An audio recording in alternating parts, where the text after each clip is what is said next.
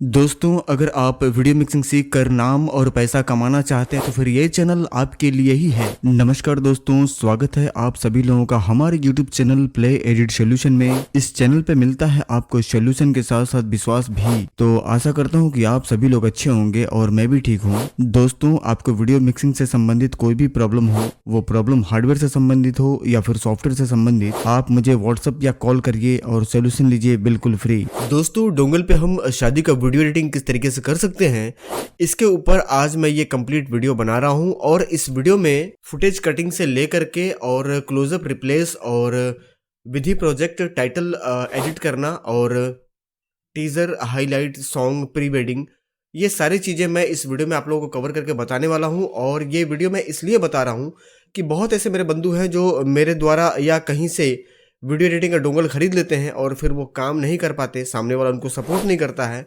तो इस केस में बहुत ज़्यादा परेशानी उनके सामने बन जाती है। लेकिन यहाँ पे एक चीज़ और मैं आप लोगों को बताना चाहूँगा कि ये जो मैं वीडियो बना रहा हूँ, ये मैं अपने डोंगल पे बना रहा हूँ। कोई ज़रूरी नहीं है कि इस वीडियो को देख करके आप कहीं और से डोंगल खरीद रखे हों तो आप उस पर काम 100% इस तरीके से कर पाएंगे जिस तरीके से इस वीडियो में बताया गया है। चलिए फिलहाल आगे बढ़ते हैं और सीखते हैं कि हमें काम कैसे करना है। सबसे पहले दोस्तों, इस बात को आपको समझना है कि जब भी आप वीडियो एडिटिंग कर रहे हो शादी की, उस शादी की वीडियो एडिटिंग करने से पहले, यानी कि चाहे वो सॉन्ग हो या टीजर हो, हाईलाइट हो या टाइटल हो, उसको बनाने से पहले आपको जो दूल्हा दुल्हन यानी कि गर्ल बॉय कपल का जो फुटेज है वो ऑलरेडी आपको छांट करके शादी के डेटा से बाहर निकाल लेने हैं। और निकालने के बाद गर्ल बॉय कपल के फुटेज कटिंग करके आपको रख लेने हैं। जैसा कि मैं आप लोगों को यहाँ पे दिखा रहा हूँ, कंप्यूटर के स्क्रीन पे आप लोगों को दिख रहा होगा, ये कुछ गर्ल बॉय कपल के मैंने फुटेज यहाँ पे कटिंग करके रखे हुए हैं। और जब भी आप किसी प्रोजेक्ट को ओपन करते हैं, जैसे song project, teaser project, highlight या टाइटल,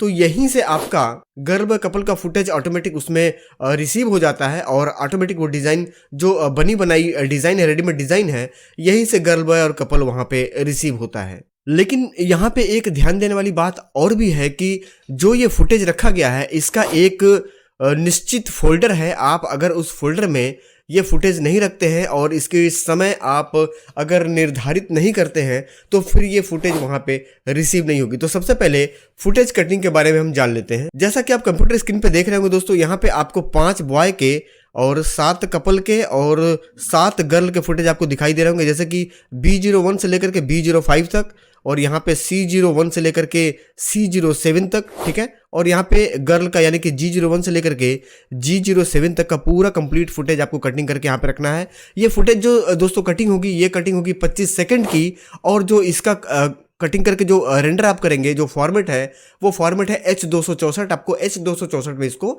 एक्सपोर्ट करके यहाँ पे रखना है। चलिए इसकी फोल्डर के हम आपको लोकेशन बता देते हैं। हम सबसे पहले पहुँच जाते हैं अपने डी ड्राइव में। डी ड्राइव में आप देखेंगे यहाँ पे आपको टोटल 5 फोल्डर दिखाई दे रहा है। एक तो कंप्लीट हमारा डेटा है जिसमें हमारा पूरा कंप्लीट डेटा पड़ा हुआ है मिक्सिंग का। दूसरा है हमारा प्रोजेक्ट वाला फोल्डर। तीसरा है हमारा रिप्लेस फुटेज का फोल्डर। चौथा है हमारा सेटअप। और पांचवा है कुछ MP3 मैंने आप लोगों को दे रखे हुए हैं, इस वजह से कि हो सके कुछ ऐसा गाना जो इस प्रोजेक्ट में ना मिले या शायद आप ना ढूंढ पाएं, तो मैंने एक MP3 का फोल्डर दिया हुआ है। ये लगभग 25 या 30 GB का है। इसके अंदर से भी आप सर्च करके अपना MP3 लगा सकते हैं, या फिर आजकल तो इंटरनेट का ज़माना है दोस्तों, डायरेक्ट आप गूगल पे जाके सर्च करके भी लगा सकते हैं। लेकिन मेरे पास एक फोल्डर था तो मैंने आप लोगों को दे दिया है। चलिए बढ़ते हैं आगे और समझ लेते हैं फुटेज के बारे में। तो फुटेज यहाँ पे देखिए, यह है आपका फुटेज का फोल्डर। इसको जब आप डबल क्लिक करके इसके अंदर जाएंगे तो सबसे पहले आपको मिलेगा सॉन्ग फुटेज, ठीक है ना। तो इसके अंदर आपको ये टोटल फुटेज कटिंग करके रख देना है। चलिए कुछ फुटेज हम कटिंग करके आपको समझा देते हैं कि किस तरीके से आपको कटिंग करना है। सबसे पहले दोस्तों हम बताना चाहेंगे कि ये पूरा जो प्रोजेक्ट है ये डोंगल बेस है, डोंगल पे बना हुआ है। और यहाँ पे आपको एक डिवाइस दिखाई दे रही होगी जिसका कि नाम डोंगल है, और ये आपको अपने कंप्यूटर में लगाना पड़ेगा जब भी आप वीडियो एडिटिंग या वीडियो मिक्सिंग का जो आपका सॉफ्टवेयर है वो चालू होगा। अगर आपका ये खो जाता है तो फिर चालू नहीं होगा। तो ये आपको ध्यान देना है। मैजिक की इसके साथ ही बनी हुई है, जब तक ये लगेगा नहीं तब तक मैजिक की नहीं चालू होगा। चलिए इसे हम अपने कंप्यूटर पे लगा देते हैं। दोस्तों जैसा कि मैं अपने कंप्यूटर में इसे लगा दिया हुआ हूं, और लगाने के बाद एक साउंड आती है प्लगइन की, वो भी आपको सुनाई दिया होगा। चलिए अब आते हैं फिर वापस अपने कंप्यूटर स्क्रीन पे। और तो यहाँ पे आप दोस्तों देख पा रहे होंगे, इसे आइकन पे हमें डबल क्लिक करना है। डबल क्लिक करने के बाद हमें यस का परमिशन देना है। ये स्टार्ट हो जाएगी और थोड़ा सा हमें इंतज़ार करना है स्टार्ट होने के लिए, क्योंकि स्टार्ट होने में थोड़ा सा टाइम लगता है और ये डिपेंड करता है आपके सिस्टम की कॉन्फ़िगरेशन के ऊपर कि आपका i3 है, i5 है या i7 है या i9 है, उसके हिसाब से ही सॉफ्टवेयर स्टार्ट होने में अपना टाइम ले सकता है। चलिए यहाँ पे आप देख पा रहे होंगे ये हमारा खुल चुका है और मैं EDS 10 चलाता हूँ लाइसेंस वर्जन, जैसा कि आपने वीडियो के स्टार्टिंग में देखा होगा या अक्सर देखते होंगे कि मैं लाइसेंस वर्जन ही यूज़ करता हूँ और आपसे भी गुजारिश करूँगा कि आप लाइसेंस वर्जन ही यूज़ करें। फिलहाल यहाँ पे आप देख पा रहे होंगे दो ऑप्शन यहाँ पे आपको दिखाई दे रहा है, एक न्यू प्रोजेक्ट और यहाँ पे है दूसरा ओपन प्रोजेक्ट। दोस्तों मैं आप लोगों को बता दूं कि न्यू प्रोजेक्ट क्या है और ओपन प्रोजेक्ट क्या है, दोनों में डिफरेंस क्या है, तो इसको आप बेहतर तरीके से समझ लीजिए। यहाँ पे आप देख पा रहे होंगे न्यू प्रोजेक्ट का मतलब ये कि आप अपने द्वारा अगर कोई प्रोजेक्ट क्रिएट करना चाहते हैं, नए सिरे से एक फ्रेम लेना चाहते हैं और फ्रेम लेकर के एक नया अपना खुद का मतलब एक प्रोजेक्ट आप डिज़ाइन करना चाहते हैं नए सिरे से, तो आप न्यू प्रोजेक्ट पे क्लिक करेंगे अगर आप एज ए डिज़ाइनर हैं तो। लेकिन अगर आप एक डिज़ाइनर नहीं हैं और आप अभी सीख रहे हैं या फिर बने बनाए किसी प्रोजेक्ट पे आपको काम करना है, जैसे कि आप समझ रहे हैं कि जब आप वीडियो एडिटिंग का पूरा डेटा खरीदते हैं, प्रोजेक्ट खरीदते हैं, तो उसमें आपको रेडीमेड प्रोजेक्ट मिलते हैं, इसलिए मिलते हैं ताकि आप समय को बचा सकें और आपको बहुत ज़्यादा टाइम ना लगे किसी song project, title, teaser, highlight या विधि प्रोजेक्ट बनाने में। इस वजह से आप रेडीमेड प्रोजेक्ट खरीदते हैं। तो मेरे हिसाब से आपके समझ में ये चीज आ गया होगा कि न्यू प्रोजेक्ट और ओपन प्रोजेक्ट में दोनों में डिफरेंस क्या है। एक बार मैं फिर क्लियर करा दूं, अगर आपको नया कोई प्रोजेक्ट बनाना है तो आप न्यू प्रोजेक्ट पे क्लिक करेंगे। नया प्रोजेक्ट मतलब खुद से आपको क्रिएट करना है तो, ठीक है। और अगर आप किसी बने बनाए प्रोजेक्ट पे अगर आपको अपना फुटेज डाल करके उसको डिज़ाइन करना है तो आप ओपन प्रोजेक्ट पे क्लिक करेंगे। फिलहाल बढ़ेंगे आगे और जैसा कि मैं यहाँ पे आप लोगों को क्लियर कर दूं कि सबसे पहले किसी भी शादी को बनाने से पहले आपको गर्ल बाय कपल के फुटेज कटिंग कर लेने हैं। तो फुटेज कैसे कटिंग करने हैं, किस फ्रेम पे हम स्टार्ट करेंगे अपने सॉफ्टवेयर को, EDS को, चलिए ये जान लेते हैं। सबसे पहले हम यहाँ पे क्लिक करेंगे न्यू प्रोजेक्ट पे। न्यू प्रोजेक्ट पे क्लिक करने के बाद दोस्तों यहाँ पे आपको कई सारे ऑप्शन देखने को मिल जाएंगे। हम चले जाएंगे यहाँ पे 1920x1080 25p 16.98 बीट, ये आप देख पा रहे होंगे। यहाँ पे आपको डबल क्लिक करके ओपन कर लेना है, आपका EDS यहाँ पे ओपन हो जाएगा। EDS हमने स्टार्ट कर लिया है और सबसे पहले हमारे लिए जानना ये जरूरी है कि इन सारे जो पैनल्स हैं, इस पैनल के काम क्या हैं, क्योंकि जब तक हम ये नहीं जानेंगे कि ये पैनल क्या है, किस तरीके से काम करते हैं, तब तक हम काम नहीं कर पाएंगे। थोड़ा हम आपको जानकारी यहाँ पे संक्षिप्त में देंगे। यहाँ पे आप देख पाएंगे यहाँ पे लिखा हुआ है बिन, यह है इफेक्ट और यह है जॉब और यहाँ पे है इंफॉर्मेशन। बिन मतलब कि किसी भी एक वीडियो फाइल को जो कि आपके किसी ड्राइव में रखा हुआ है कंप्यूटर में, जैसे कि D ड्राइव में, E ड्राइव में या किसी ड्राइव में अगर आपका पड़ा हुआ है कोई मीडिया फाइल, जैसे कि फोटो हो गई या आपका MP3 फाइल हो गया या MP4 फाइल हो गया, वीडियो हो गई, JPG हो गया, MPEG हो गया, कोई भी एक मीडिया फाइल, तो आप यहाँ पे बिन को सेलेक्ट करेंगे और बिन को सेलेक्ट करके यहाँ पे डबल क्लिक करके आप इस तरीके से उस वीडियो फाइल को आप अंदर लेंगे, जैसा कि आप यहाँ पे देख पा रहे होंगे यहाँ पे आ गया हुआ है। और ये है हमारा इफेक्ट पैनल, जिसमें कि हमारे सारे ट्रांजेक्शन्स वगैरह यहाँ पे बने हुए हैं रेडीमेड, और किसी भी ट्रांजेक्शन को लगाने के लिए या किसी भी इफेक्ट को वीडियो के बीच में या उसके ऊपर अप्लाई करने के लिए ये हमारा इफेक्ट पैनल है। और जैसा कि यहाँ पे आप देख पाएंगे जॉब मॉनिटर, तो जॉब मॉनिटर का काम यह है दोस्तों कि जब किसी फाइल को आप एक्सपोर्टिंग पे लगाते हैं, रेंडर पे लगाते हैं, तो वो आपको जॉब मॉनिटर में दिखाई देगा, EDS 10 में, EDS X में, ये आपको ध्यान देना है। EDS 8 में सामने दिखाई देती है, जबकि EDS 10 में ये आपको जॉब मॉनिटर में दिखाई देगा। दूसरी बात कि यहाँ पे एक और पैनल है, जैसा कि आप यहाँ पे देख पा रहे होंगे इन्फॉर्मेशन। तो किसी भी फाइल को जब आप कोई इफेक्ट वगैरह अप्लाई करते हैं तो उसका लेआउटर वगैरह या फिर उसके इन्फॉर्मेशन वगैरह उसको यहाँ से आप जान सकते हैं, देख सकते हैं। उसके बारे में हम आगे बात करेंगे। फिलहाल चलिए हम आगे बढ़ते हैं और गर्ल बॉय कपल की फुटेज कटिंग कर लेते हैं, ठीक है। यहाँ पे आप देख पा रहे होंगे एक बॉय का फुटेज है, इसे हम सीधा खींच करके अपने टाइमलाइन पे लगा लेंगे। गर्ल बॉय कपल का फुटेज हमें कटिंग करना है और इसकी जो हमें टाइमिंग देनी है दोस्तों, वो देनी है हमें 25 सेकंड की। ये आपको हम फिर से एक बार रिपीट करते हैं कि 25 सेकंड की फुटेज आपकी कटिंग होगी H264 में। तो यहाँ पे आपको क्या करना है कि 25 सेकंड का आपको टाइम सेलेक्ट कर लेना है। यहाँ पे आप देख पा रहे हो दोस्तों, ये टाइम यहाँ पे 25 सेकंड आपको शो कर रहा होगा और यहाँ पे हम इन आउट लगा लेंगे। इन आउट कैसे लगेगा, आई बटन प्रेस करेंगे तो आई का सिंबल लग जाएगा और ओ बटन प्रेस करेंगे तो ओ का सिंबल लग जाएगा। और ये इन आउट होता क्यों है इसको भी समझ लीजिए। हर कुछ हम आपको क्लियर करते हुए चलेंगे ताकि आप उस चीज को बेहतर तरीके से समझ पाएं और आपके दिमाग में कोई एक्स्ट्रा सवाल जन्म ना ले, ठीक है। देखिए होता ये है कि जैसे कि मान लीजिए हमने ये हमारा जो फुटेज है ये 10 सेकंड का है और हमने गर्ल बॉय कपल को फुटेज जो हमें कटिंग करनी है 25 सेकंड की, तो हमने क्या किया, इसे कॉपी पेस्ट करके इसे हमने 25 सेकंड का पहुंचा दिया। लेकिन यहाँ पे आप देख पा रहे होंगे कि ये जो हमारा इन आउट लगा हुआ है, यानी कि ये जो हमारा ये सेलेक्ट एरिया है, इसके हिसाब से ये हमारा फुटेज थोड़ा सा ज़्यादा है। ज़्यादा है का मतलब ये कि जो हमने इन आउट सेलेक्ट कर दिया हुआ है, जब भी हम एक्सपोर्ट करेंगे तो हमारा उतना ही पार्ट निकलेगा जितना कि सेलेक्ट है, न कि जो बाहर है वो निकलेगा। ये आपको ध्यान देना है। अगर आप इन आउट नहीं लगाते तो फिर ये पूरा का पूरा आपका 30 सेकंड का बाहर निकाल देता है। तो ये आपको ध्यान देना है।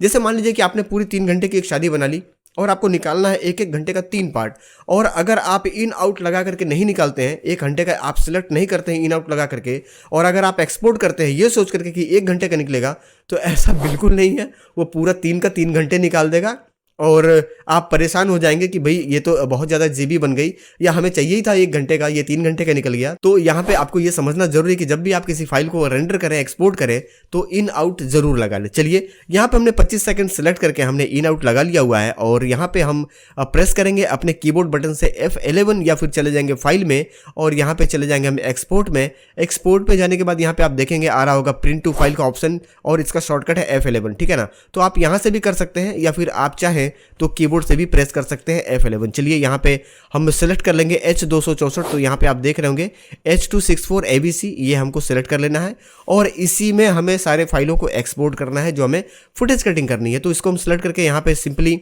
एक्सपोर्ट बटन पे क्लिक कर देंगे, और एक्सपोर्ट पे क्लिक करने के बाद दोस्तों हमें यहाँ पे ये पूछने लग जाएगा दोस्तों कि आप अपने कंप्यूटर के किस ड्राइव, किस फोल्डर या फिर किस लोकेशन पे गर्ल बॉय कपल की फुटेज रखना चाहते हैं। तो हम यहाँ पे सिलेक्ट कर देंगे, क्योंकि हमें सीखना है। तो हम चले आएंगे अभी फिलहाल डेस्कटॉप पे, और डेस्कटॉप पे हम इसका नाम दे देंगे B01। ये आप देख पा रहे होंगे B01।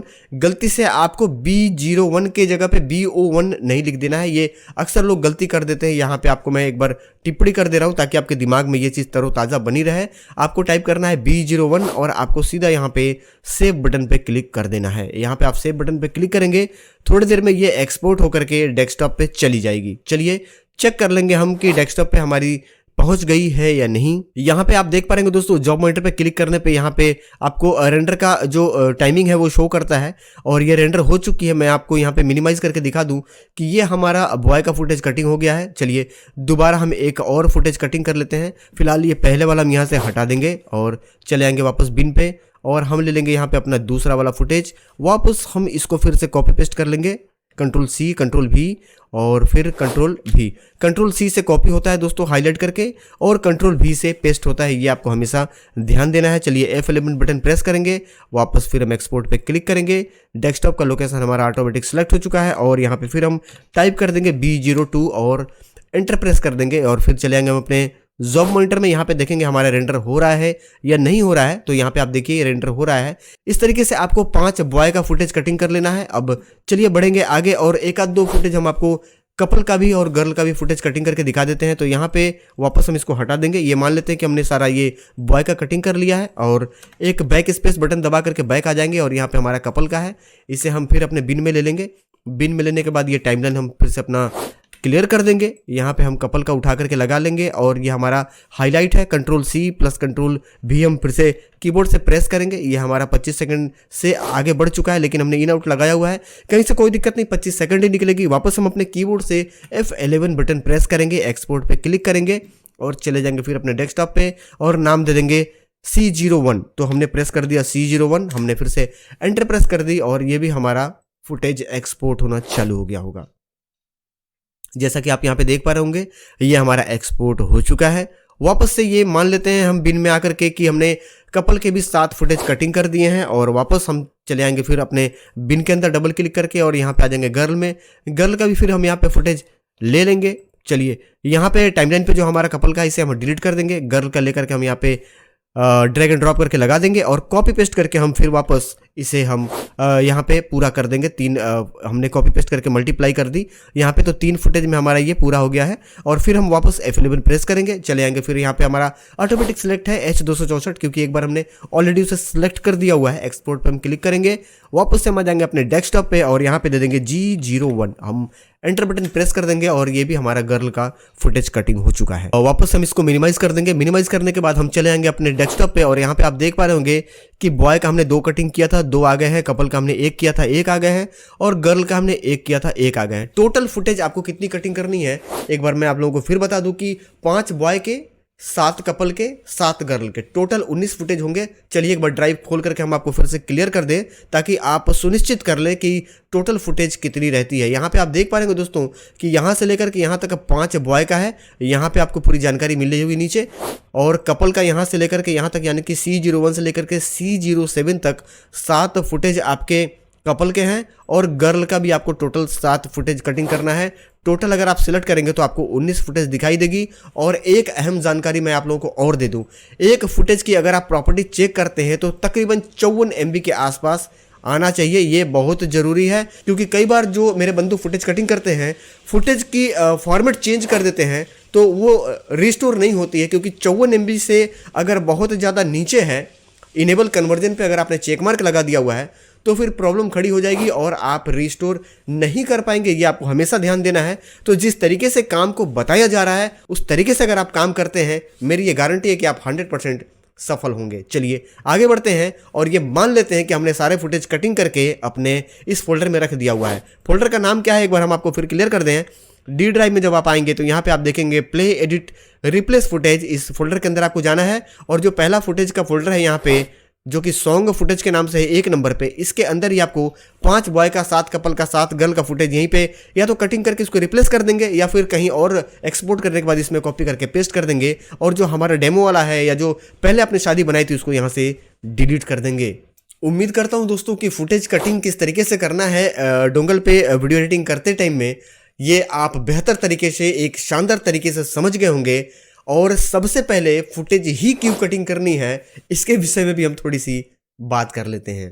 बता दो दोस्तों कि जब भी आप एक शादी बना रहे हैं और अगर आप शादी बना करके जैसे मान लीजिए नाम टाइप कर रहे हैं या गर्ल बॉय कपल के जो सॉन्ग प्रोजेक्ट है वो निकाल रहे हैं, या मान लीजिए 3 या 4 घंटे की आपकी वीडियो एडिटिंग की जो पूरी कंप्लीट शादी है अगर वो पहले बना लेते हैं, फुटेज बाद में कटिंग करते हैं। कई बार क्या होता है कि मान लीजिए दिमाग पे कई सारा प्रेशर है, तो आप जैसे मान लीजिए कि नाम आपने टाइप कर दिया और पहले वाला ही फुटेज है और जिसकी शादी बना रहे हैं नाम तो इसकी टाइप कर दी, लेकिन फुटेज आपने नहीं रिप्लेस कराया, तो वो फुटेज आपका पहले वाला ही लेकर के और एक्सपोर्ट हो जाएगा, और वो गलती से अगर आपने पार्टी को दे दी तो फिर वो कैसेट आपकी वापस आ जाएगी, यानी कि कुल मिला जुला के आपके काम में कंप्लेन आ जाएगा। अगर ये मान लेते हैं कि फुटेज आपने नहीं रिप्लेस की और सॉन्ग प्रोजेक्ट आपने गलती से हड़बड़ी में बना दिया और फुटेज रिप्लेस करना भूल गए, तो वो भी एक गलती का कारण हो सकता है। कस्टमर को आपने सॉन्ग प्रोजेक्ट तो बना करके दे दिया और फुटेज आपने नहीं रिप्लेस की, तो पीछे के जो दूल्हा दुल्हन है जो कि किसी और शादी में आपने इस्तेमाल किए थे वो अगर आपका इसमें चला गया तो वो भी कैसेट आपके वापस आने की संभावना बन जाते हैं। और ये मान लेते हैं कि